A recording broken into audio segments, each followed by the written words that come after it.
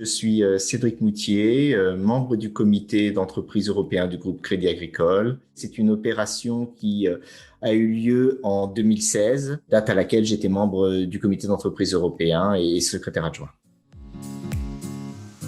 C'est un rachat qui a été initié en septembre 2016, lorsque Unicredit, société italienne, a décidé de céder Pioneer Investment.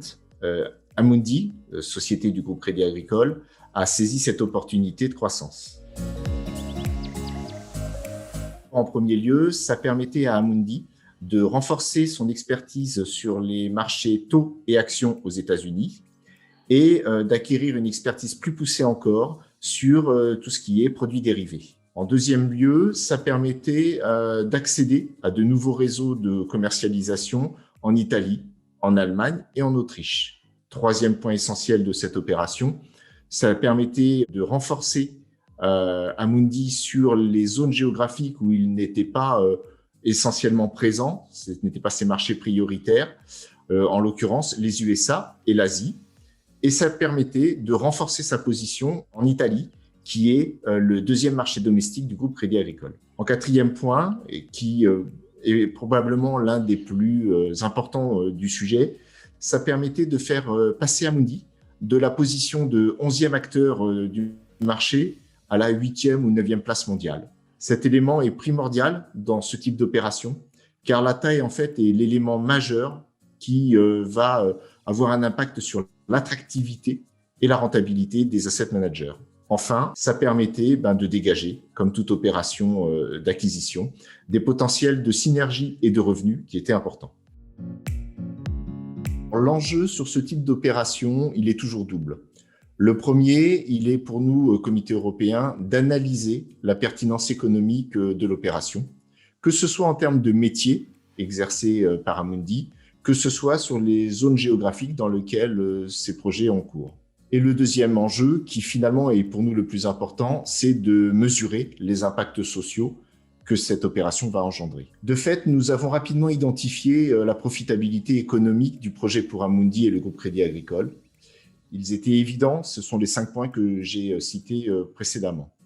Pour autant, il nous est aussi apparu socialement risqué du fait des synergies attendues sur l'emploi, sur les coûts, à hauteur d'environ 650 salariés dans le monde. Mais à ce stade de l'opération, lorsqu'elle a été initiée, le détail des pays concernés et la volumétrie par pays n'était pas encore instruite, elle faisait partie des réflexions en cours au niveau d'Amundi.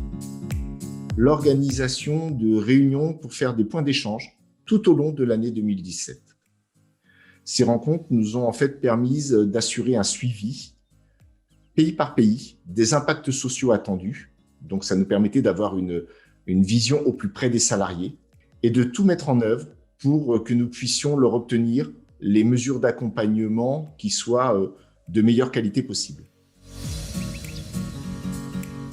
Et en fait, nous n'avons eu de cesse au travers de ces réunions de challenger la direction d'Amundi pour améliorer en permanence ces mesures d'accompagnement.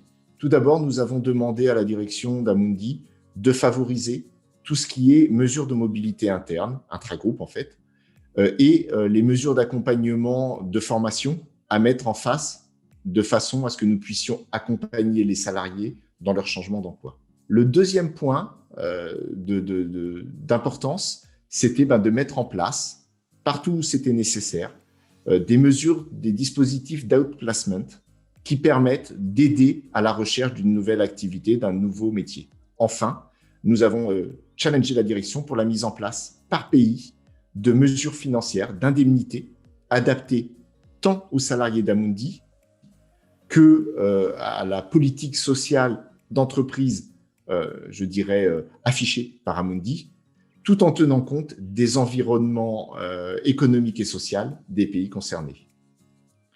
Au final, dans son avis rendu en fin d'année 2017 sur ces mesures d'accompagnement, le comité d'entreprise européen a pris acte de mesures que nous avons jugées conformes ou dans les meilleures pratiques des pays concernés, de façon à ce que les salariés soient le mieux couverts possible, le mieux accompagnés possible.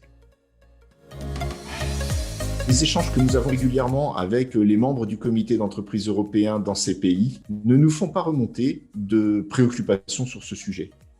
Donc globalement, si on était puriste, on pourrait estimer que les engagements pris par la direction d'Amundi sont suivis des faits.